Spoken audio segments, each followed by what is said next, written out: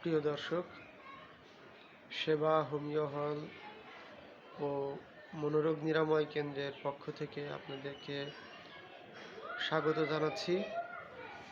রয়েছি আমি ডাক্তার তাপস কুমার। আজ আলোচনা করব করোনা ভাইরাস সম্পর্কে। আপনারা ইতোমধ্যে অবগত হয়েছেন যে আমাদের দেশে বর্তমানে করোনা ভাইরাসের প্রাদুর্ভাব পুনরায় দেখা দিচ্ছে। সারা দেশে বিভিন্ন জায়গায় অনেক লোক করোনা ভাইরাসে আক্রান্ত হয়ে গেছে।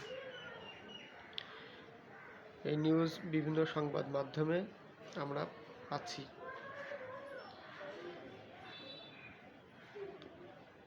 আমি মনে করি যে যেহেতু এখনো করোনা ভাইরাস প্রবলভাবে ছড়াতে পারেনি, এই অবস্থায় আমরা যদি কিছু সচেতনতা অবলম্বন করি, কিছু স্বাস্থ্য বিষয়ে সতর্ক থাকি, তাহলে আমরা খুব সহজেই করোনা ভাইরাসকে প্রতিরোধ করতে সক্ষম হব। এর পূর্বে যখন করোনা ভাইরাসের প্রাদুর্ভাব দেখা দিয়েছিল, তখন আমরা কিছু বিষয় লক্ষ্য করেছিলাম যে যাদের রোগ প্রতিরোধ ক্ষমতা অনেক বেশি আছে, করোনা ভাইরাস তাদেরকে তেমন কোনো ক্ষতি করতে পারেনি। কোন ধরনের মানুষের এই করোনা ভাইরাস কাবু করতে পারেনি? যে ধরনের মানুষ শ্রমজীবী, যারা মাঠে কাজ করে, অনেক শারীরিক পরিশ্রম করে, এ ধরনের মানুষকে করোনা ভাইরাস সেভাবে কোনো ক্ষতিগ্রস্ত করতে পারেনি। এর পিছনে কারণ কি রয়েছে? একটি উল্লেখযোগ্য কারণ হচ্ছে ভিটামিন ডি এর প্রভাব। আমাদের শরীরে ভিটামিন ডি এর প্রভাব। আমরা যারা শহরে বসবাস করি, দেখা যায় যে আমরা সারা দিন ছায়ায় থাকি, ফ্যানের বাতাসে থাকি, এসির মধ্যে থাকি, যে কারণে আমাদের শরীরে সূর্যের আলো তেমন লাগেই না। ভিটামিন ডি এর ভীষণ অভাব আমাদের শরীরে। আমাদের শরীরের রোগ প্রতিরোধ ক্ষমতা বাড়ানোর জন্য ভিটামিন ডি অত্যন্ত গুরুত্বপূর্ণ ভূমিকা রাখে। শারীরিক এবং মানসিক শক্তি বৃদ্ধিতে, হাড়ের শক্তি বৃদ্ধিতে ভিটামিন ডি অত্যন্ত গুরুত্বপূর্ণ ভূমিকা রাখে। এছাড়া যাদের শ্বাস প্রশ্বাসের সমস্যা আছে, অ্যালার্জির সমস্যা আছে, তাদের এক অতিরিক্ত সতর্ক থাকা প্রয়োজন রয়েছে। যারা বেশিরভাগ সময় ছায়ায় অবস্থান করেন, ফ্যানের বাতাসে এবং এসির মধ্যে থাকেন, তাদেরকে অনুরোধ করব যে প্রতিদিন কমপক্ষে 30 মিনিট আপনারা সূর্যের আলো গায়ে লাগাবেন, সূর্যের আলোতে অবস্থান করবেন। একটানা 30 মিনিট হলে ভালো হয়। যদি সম্ভব হয় আরও একটু বেশি সময় রৌদ্রে থেকে কোনো কাজকর্ম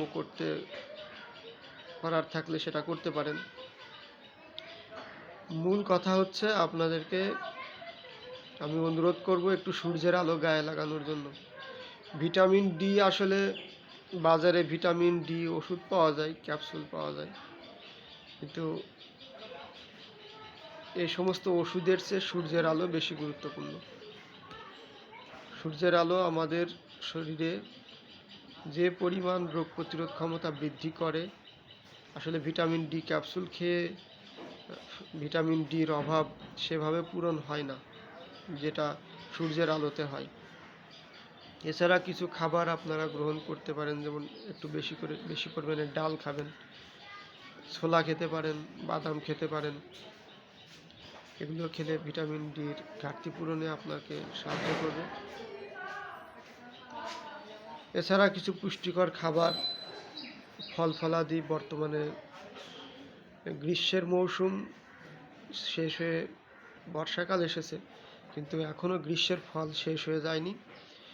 বিভিন্ন রকমের ফল এখনও বাজারে আছে, আম, কাঁঠাল, জাম, মানে সিজনাল যে ফলগুলো আছে এগুলো আপনারা খাদ্য হিসাবে গ্রহণ করুন। আরও কিছু স্পেশাল ঔষধি ফল রয়েছে, সেগুলো আপনারা গ্রহণ করতে পারেন, যেমন আমলকি, করম চা, তারপরে এক ধরনের ফল পাওয়া যায় সেটাকে বলে রয়েল ফল, এগুলো খেতে পারেন। এগুলো ভিটামিন সি এর ঘাটতি পূরণ করবে, রক্তকে পরিষ্কার রাখবে। এছাড়া বিভিন্ন ধরনের রোগ প্রতিরোধ ক্ষমতা বৃদ্ধি করে। করম চায় প্রচুর পরিমাণে পটাশিয়াম রয়েছে, যা আমাদের শরীরের রক্তের ব্যালেন্স করতে সাহায্য করে। যাদের শরীরে রক্তের ঘাটতি আছে তারা করম চা খেলে রক্তের ঘাটতি পূরণ হবে। যারা বিষণ্ণতায় ভুগতেছেন তারা যদি করম চা খান, আপনার বিষণ্ণতা দূর হবে, অল্প সময়ের মধ্যেই বিষণ্ণতা কেটে যাবে। যারা প্রচণ্ড ডিপ্রেশনে আছেন, প্রচণ্ড মন খারাপের মধ্যে আছেন, মানসিক অশান্তিতে আছেন, আমি তাদেরকে বলবো, অনুরোধ করব করম চা খাওয়ার জন্য। করম চা খেলে বিষণ্ণতা দূর হয়। আমলকি খেলে ভিটামিন সি এর ঘাটতি পূরণ হবে, এগুলো খেতে পারেন। এছাড়া অতিরিক্ত রাত জাগবেন না। খাদ্য তালিকায় ফাস্টফুড বর্জন করুন। অতিরিক্ত তৈলাক্ত খাবার, ভাজা পোড়া, এগুলো বন্ধ করুন। যে সমস্ত খাবার সহজে হজম হয় এবং পুষ্টিকর সে ধরনের খাবার গ্রহণ করুন। পর্যাপ্ত পানি পান করুন, পর্যাপ্ত ঘুমান এবং সূর্যের আলোতে অবস্থান করুন। আর যদি দেখেন যে কারো হাঁচি হচ্ছে, কাশি হচ্ছে, তাহলে তাকে অনুরোধ করব অবশ্যই নিজে মাস্ক ব্যবহার করবেন, যেখানে সেখানে কফ বা থুতু ফেলবেন না, সামাজিকভাবে দূরত্ব বজায় রেখে চলবেন। আর আমাদের সমাজে আমাদের একটা আন্তরিক অভ্যাস আছে করমর্দন করা, হ্যান্ডশেক করা। এই হ্যান্ডশেক করা থেকে আমরা আপাতত বিরত থাকতে পারি। আসলে সচেতনতা অনেক কিছু সমাধান করে দেয়। আমরা যদি সচেতন থাকি, আমরা অনেক ক্ষেত্রে সফল হব এই করোনা ভাইরাসকে মোকাবেলা করতে। তো সকলকে আবারও ধন্যবাদ জানিয়ে আমি শেষ করছি।